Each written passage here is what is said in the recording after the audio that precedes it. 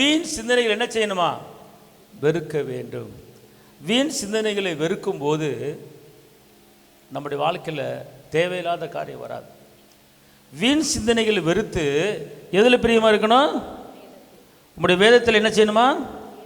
பிரியமாக இருக்கணும். அப்போ எதில் பாசம் இருக்கணும், எதில் நேசம் இருக்கணும், எதில் அன்பு இருக்கணும் அப்படின்னு கேட்டால் தேவனுடைய வசனத்தில் இருக்கணும்.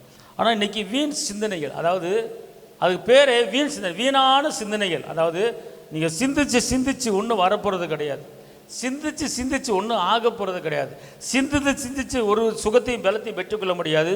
அதனால வீணாக போக வேண்டிய ஒரு நிலைமை தான் வரும். தேவையில்லாத காரியத்தை சிந்திக்கிறது, அது கடைசியில் வீணாக போயிடுவோம். தேவையில்லாத பிரச்சனைகளை நினைக்கிறது, கடைசியில் வீணாக போயிடும். அப்போ வீணான சிந்தனைகளை நம்ம என்ன செய்யக்கூடாது? சிந்திக்கக்கூடாது. நாம் சிந்திக்கிற சிந்தனைகள் பைபிளில் இருக்கிற சம்பவங்கள், வேத வசனங்கள், அதை குறித்து தான் நினைச்சேன்னு தியானம் பண்ணணும், அதை குறித்து நினைக்கணும். அப்போ நினைக்கும் போது கர்த்தர் நம்முடைய வாழ்க்கையில் என்ன செய்வார்? ஒரு அற்புதம் செய்வார். பார்த்துக்கொள்ளுங்க.